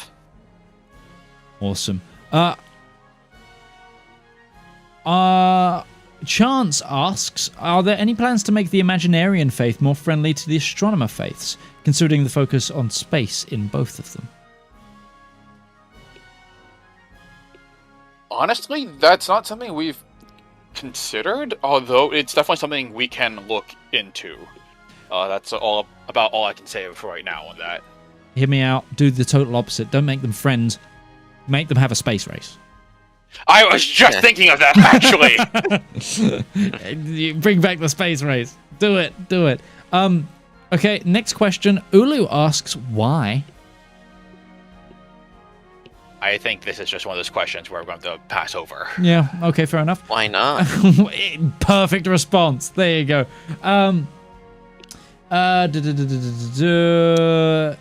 Let me try and skip, because quite a lot of people are asking very similar things. So let me just smooth through this list a little bit more. Will there be Bearer Wheat asks, will there be more speculative linguistics added to after the end? I would love to see the languages of the future Americas fully fleshed out, such as Shore Speak and Plain Speak. So this is something that we can only we don't really do this in the mod due to how CK3 handles languages. However, I will use this opportunity to plug in that on the ATE Discord, we do have a pretty thriving community of conlangers. I remember that someone recently actually created their own sort of Californian and I think Cascadian conlangs as well. So if it's something that interests you, I definitely would encourage you to, give it a shot on your own, and definitely sort of think on it and sort of, I guess, hypothesize what it would look like. Oh god, someone in chat just said maybe they could have some sort of Star War for the space race. Oh, that's oh dear. I mean, hey, maybe we'll find out next ModCon. Announcing after the end for Stellaris, exclusively on Xbox. Just kidding. Oh dear. Okay, so this is coming from Guer. What's been the most challenging part of adapting After the End as a setting to EU5? Not really on that team, but I can answer this actually. One of the challenging things, aside from the mechanics, is sort of the speculative speculation on the future of ATE. Since the EU5 mod, it doesn't start in 2666. It starts, I want to say, roughly a century later, which means that in that time, there's a lot of determination on, hey, who comes to power here? What happens to this place? What goes on there? And then, of course, you also have the other fact of, okay, ATE at its core was built with, certain American and, I guess, North and South American ideas in mind. And how do we translate that into, possibly into Europe, into Africa, into, Asia, and all of that? If I remember correctly, mapping was also sort of a bit of a finicky thing because the borders, of course, they don't line up perfectly with what we would consider recognizable modern borders. And I think those are probably some of the bigger challenges that we can state right now. I'm gonna take a little bit. Well, first of all, there's Ilaja or Ilaga has asked, what are some? I think. Yes. Oh, Ilaja might be Ilaja. What are some of your plans for Utah and the surrounding areas, and for Mormonism, for example? Well, as Clock mentioned, with the new theocratic governments, we might be looking at putting theodemocracy back in.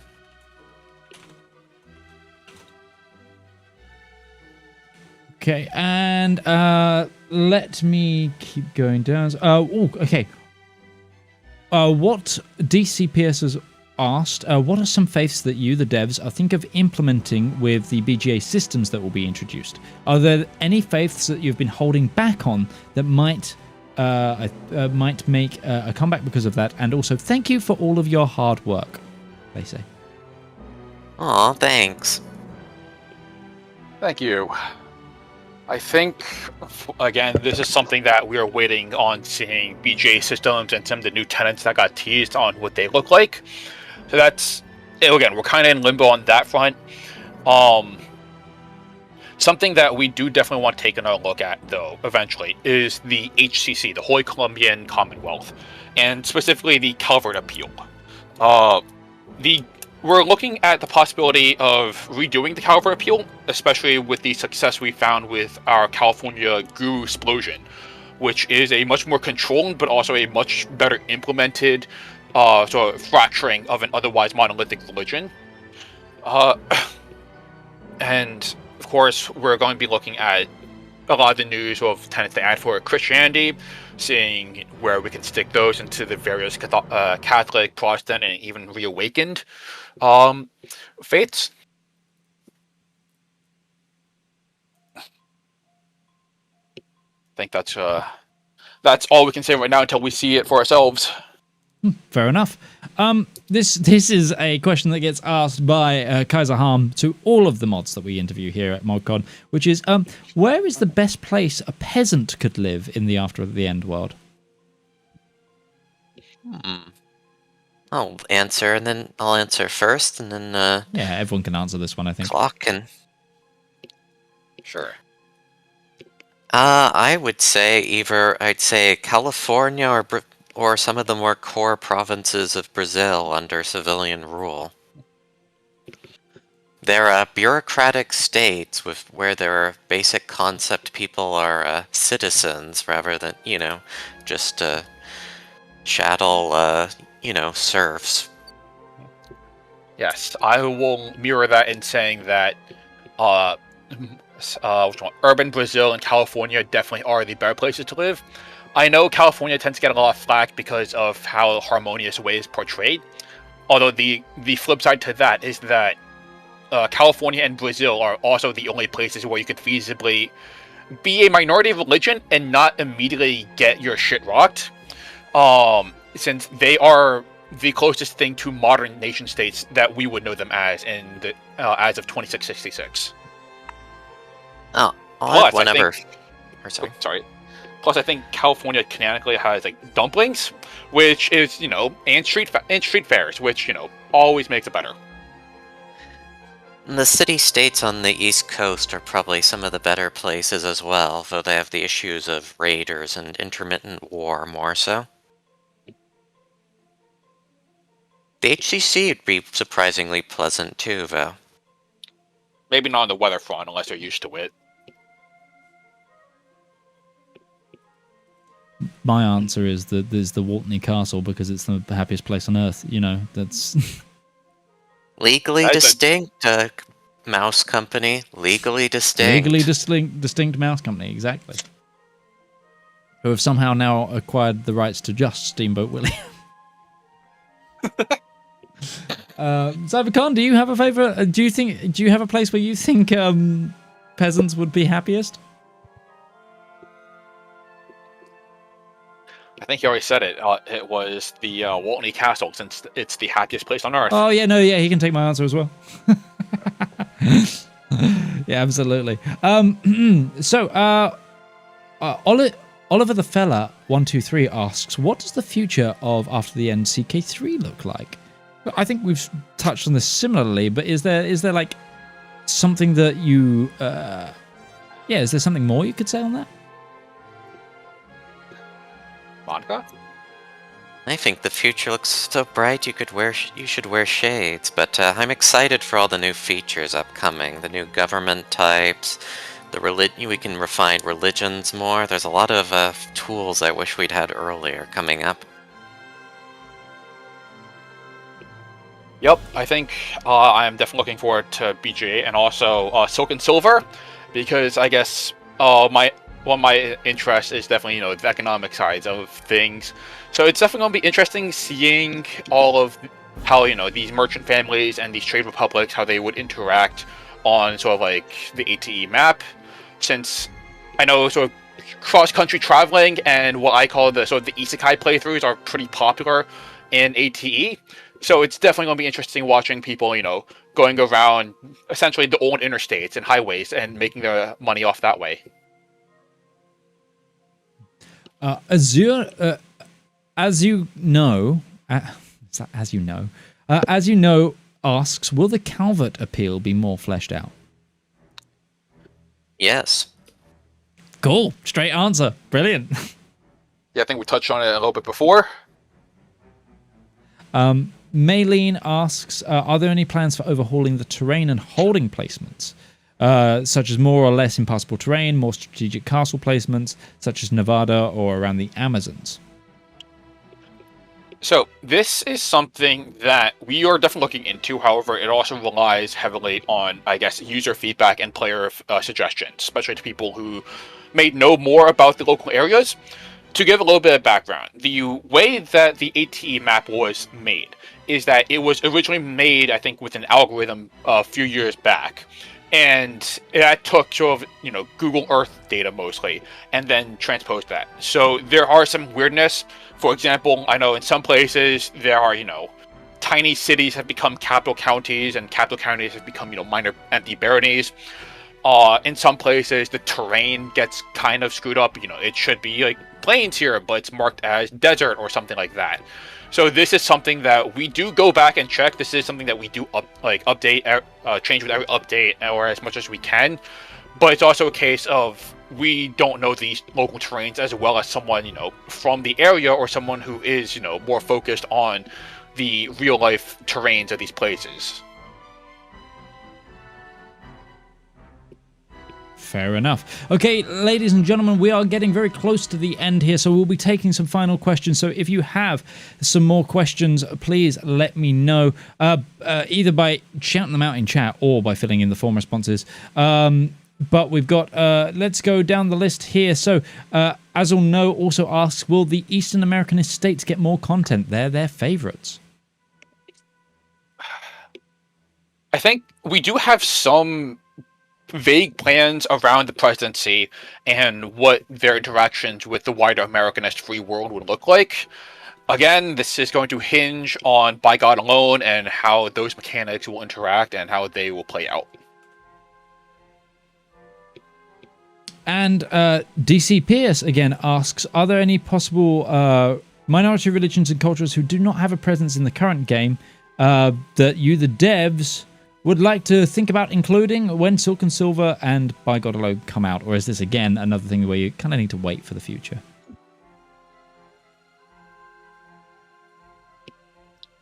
I think that... Oh, Monica, you can go. Go on.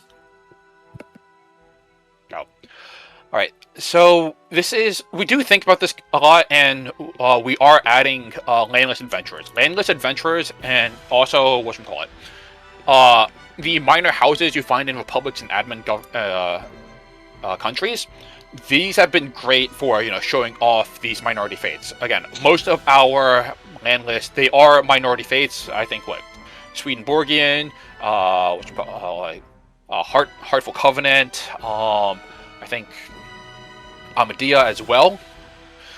So yeah, we are interested, and especially, we want to add more of these to, to Central America and South America as well. And with Silk and Silver and By God Alone, I think that will also add in a lot more possibilities, since with, you're going to have a lot of merchants running around, and it makes sense that, some of these will probably also be minority faiths. The fact that we have an entire religion group dedicated to, literally called capitalists, I think there's going to be some very natural overlap when Silk and Silver and the merchant families come out. Mm-hmm. Just a question from PDX ModCon, actually. Are you already thinking of specific new trade goods for Silk and Silver? Something that's a bit flavored to the mod? We are looking into it.